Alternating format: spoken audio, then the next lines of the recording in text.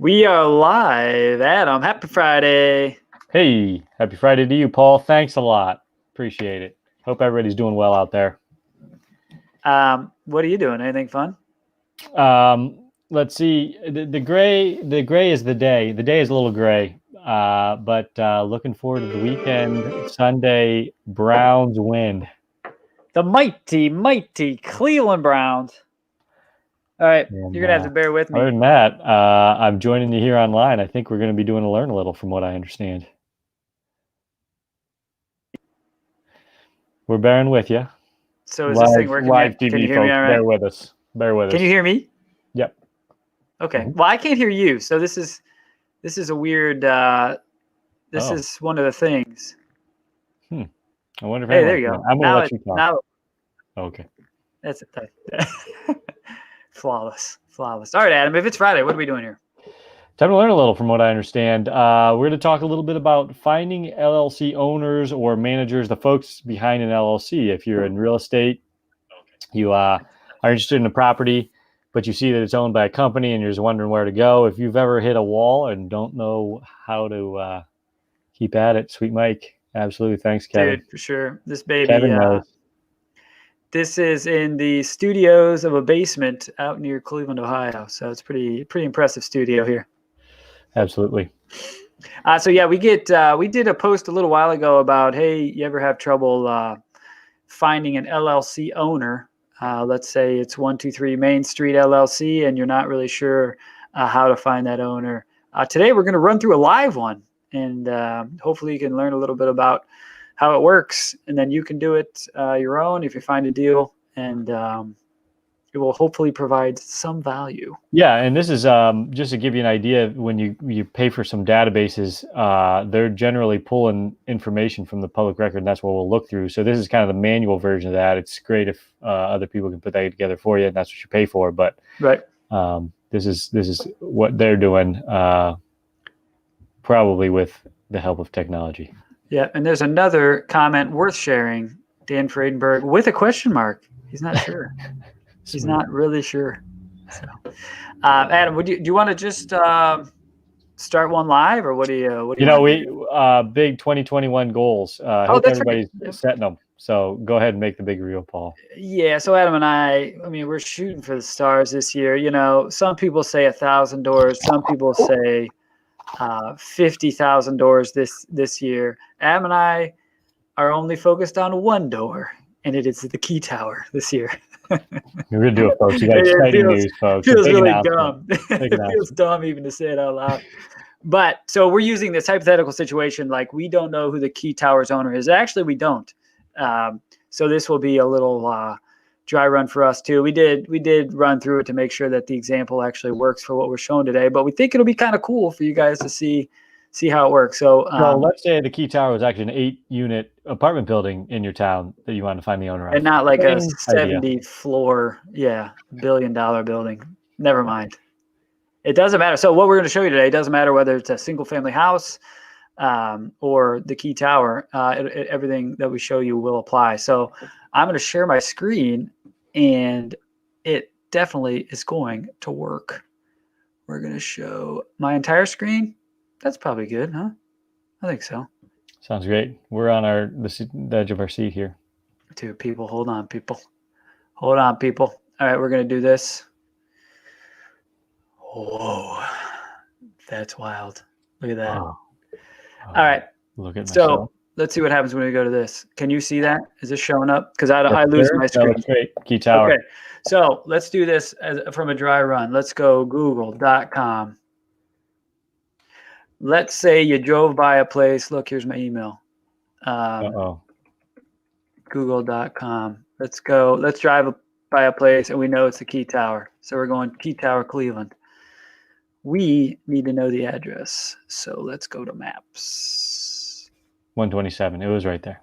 It was right there. I know, Adam, but this is for example purposes. So we don't want to jip anybody out of the importance of the whole thing. So in this case, like we said, Key Tower, this 127 public square could be 123 Main Street, 2-unit, double in downtown Ravenna, Ohio.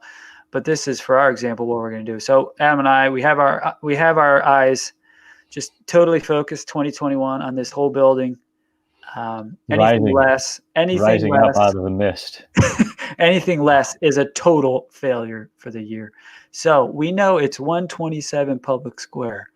So in Cuyahoga County, we got to see who the title owner is. We go to the. And while you're doing that, so just to give you an idea, this is my place is what Cuyahoga County uses. The auditor's site is what you're going to need for the county the property is in. Yep. In Ohio, you were looking for the auditor's site. Yeah, so we know that it's this key tower is in Cuyahoga County. We know that the auditor, which is really the place that places taxes, so it knows who everybody is and who owns what, is a great place to find the title owner of property. So in Cuyahoga County, it's called My Place. There it is. This is how you search up stuff in this particular county. Every county will be a little different, but it'll be something similar to this. This is a little high tech, a little more high tech, I think, than I've seen in a lot of other counties. And we're going to search by address. So we know what was that address, Adam? 127 Public Square. And voila, this is our future asset, the home of Vincent Esquire. Not in our basement anymore. We're going to be in the penthouse of Key Tower. All right, so in this particular situation, you'll see all of the info that we really need is up here. We know now that Public Square is owned by 127 PS Fee Owner LLC. Adam, what should we do now? Well, now you have the parcel number as well. I believe that's the first number, right? This is the parcel. That's right. Yep. Yep. And so you're going to want to. Well, before we go there. Yep. Before we go there. All right. Well. Yeah, because if we let that cat out of the bag, then we'll be able to see the whole thing.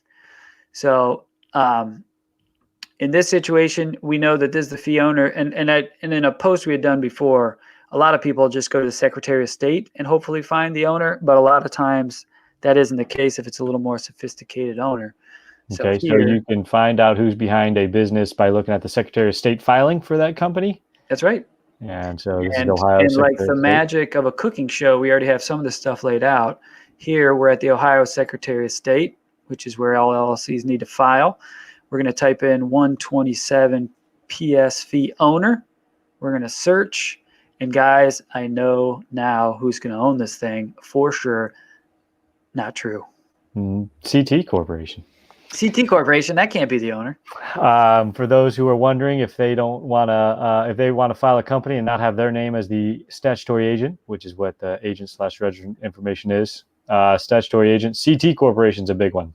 You might want to use them yourself. Yeah, so this is a little trick you guys can take from this. CT Corporation, Ohio statutory agent, all sorts of agents can be placed and do this. Like they did for 127 PS Fee Owner. Again, the owner of $1 billion-ish building. So it's a little trick. So this is obviously the agent, but maybe on the articles of organization, we can find who the owner's name is. Doesn't look like it. You can tell from this that the people that filed this was a law firm, and we're not going to be able to find the owner from this filing. Dennis Angers, just a lawyer who works at 127 Public Square. He probably works for this big law firm in Cleveland called Baker and Hostetler. So they filed all this. So we're getting the representative of the LLC with this document, but not someone to contact. So Adam and I can take down this building in 2021. But now we're sticking with it. Stick with it. So the Secretary of State can be a place where you can find information on a company and the folks behind it. If that doesn't lead you anywhere, because they have a statutory agent that's a corporate receiving their mail, that's what the statutory agent does, of course. They've used a corporate statutory agent. Then you're going to have to do some more digging. That's right. One other way you can find out who's behind a property is if they have recorded documents signed by individuals. Yep. So let's go back to that auditor page where we found out that there is a 127 Fee Owner LLC as the Key Tower owner. We couldn't find anything from the Secretary of State, but now we know another way can be with, like Adam said, recorded docs. This is a parcel number. So if you have the parcel number, you can see what's been recorded against a parcel. So with the magic of, take that back. We're going to go to the Cuyahoga County Recorder. So we got the auditor does the taxes and assessments, values. That's the auditor's site. We're leaving that and going to the recorder. The recorder takes care of where deeds are filed, mortgages are filed, liens are filed, anything that needs to be filed against a parcel, you find in your recorder site. Now, every state might have a different term for this sort of thing, but in Ohio, it's called a recorder. It's a recorder's office in most states, at least that I've seen. Adam, any other weird names you've heard of before? No, I think that's about it. Yeah, so type in, South Carolina, whatever county official you're in. Records. Recorder. Yeah, official recorded records. That's a kind of a thing Google will help you with. But let's dive in. We're going to search the database, and we know we have a parcel number, so we're going to do it that way. And Adam and I have been focused on buying this thing for 5 years, so we know that it traded some time ago. It wasn't very long, but it was less than 10, more than 1. So that was almost believable that for about 5 years. Dude, I'm the plan we came up with 5 minutes ago. I'm razor focused on buying this thing. So you obviously want to find a recorded date for the most relevant, most recently filed information. So we're only going to go back 11 years in case, and that should capture what we need. This is what I got to put. And here's where I enter the parcel number. And we're going to sort by the recorded date. Sometimes there's varying things. Recorded date's the best because then you can see what was most recently filed. And here we are. We found, here's our fee owner. So through the recorder site and from the parcel, we found our owner and we see the deed. Now, if we pull up the deed, that's very helpful for who sold the property, but it's not going to be the human we need to know who to call and make a screaming offer to. So let's just look at the deed real fast. We can see who owned it earlier, which many of you may not care, but I'm going to do it anyway because it's here. So this was sold in 2017, and it was sold by... Just an FYI, we don't see what you're looking at, but that's okay. Why not? Oh, it's because it's not on this one. I see. You have your so I need to do that real quick. Google Chrome. Yeah, so I'm going to share real quick. I'm going to stop that share. I'm going to share another. I'm just going to share my entire screen. I think that's better. Cool. Okay, there we go. So this is what I was looking at a second ago. This is the deed. Do you see that? Yep. Good. Okay, cool. So this is the deed. So this is who sold it to the new guy. 127 PS fee. See right there? PS fee owner. And it was sold by Key Center Properties. And then it was signed by the Wells REIT. A big REIT owned this thing. But that's not helpful. I just thought it would be interesting for you guys to know. So now we're going back to recorders. And the most recent helpful filing is here in 2017. It's a mortgage. And Adam, why is a mortgage helpful? A mortgage is granted by the owner of the real estate property. That's right. It's actually something you give to a bank, allowing them to foreclose on you if you don't stick to the note terms and pay them according to those terms. So here we are. This was filed the same day that the deed was. Hey, coming up on the 4-year anniversary for these guys. Congratulations. Probably looking to dump this thing here soon. I would think. I heard retail is really where it's at. Commercial office. All right. And here's the mortgage. Oh, here we go.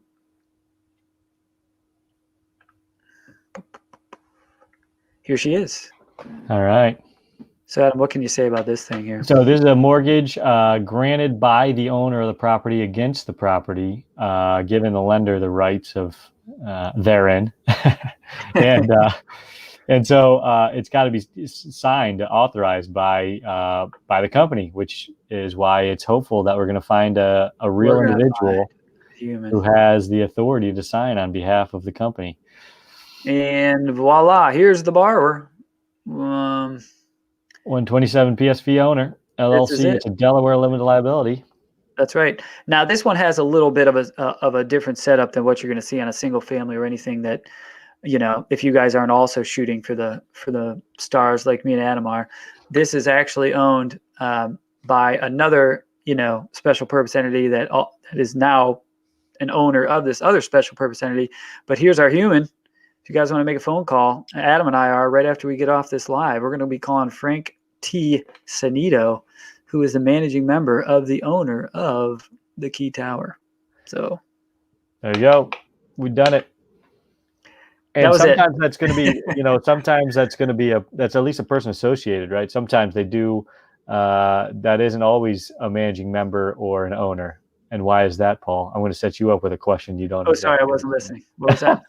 No, sometimes it's going to be, there is an opportunity. And so this goes to how you can find who's behind a company, but this is also helpful information if you've wondered about, you own real estate and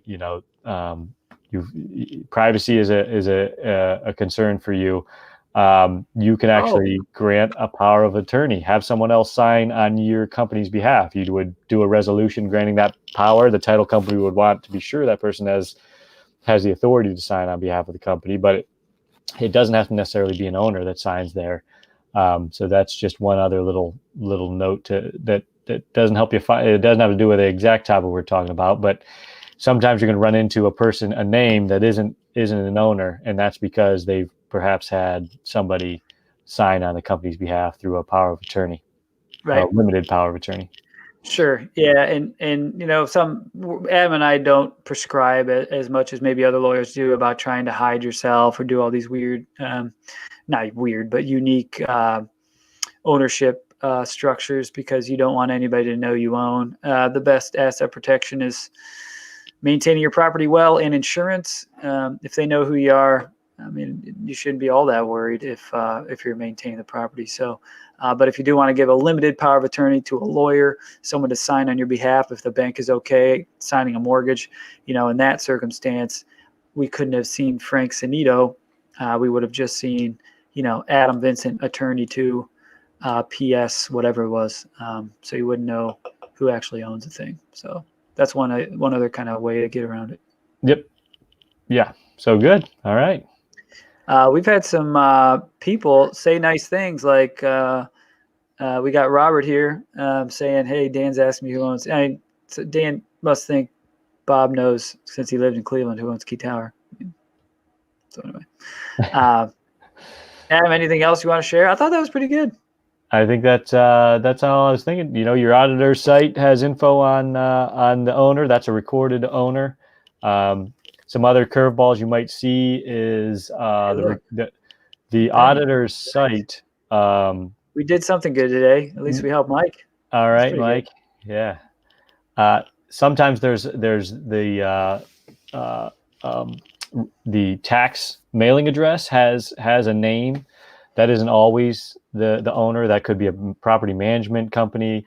Again, it's somebody that's associated, obviously, with the owner, but it might not be direct owner.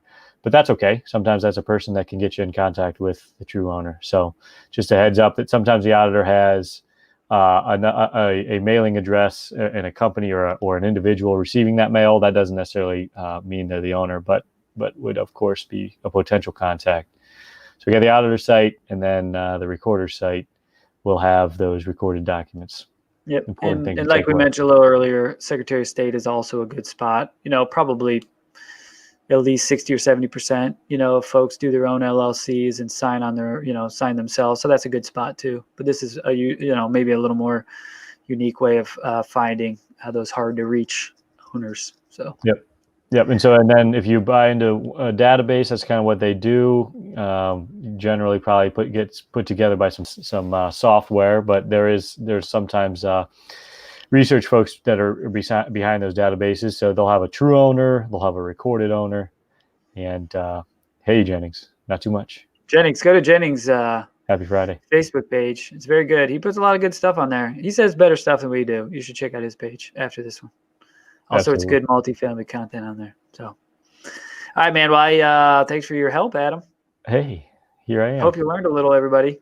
The Thanks for joining thousands us. that have watched. All right, buddy. Have a good Friday. We'll talk to you later. You too. See you, folks.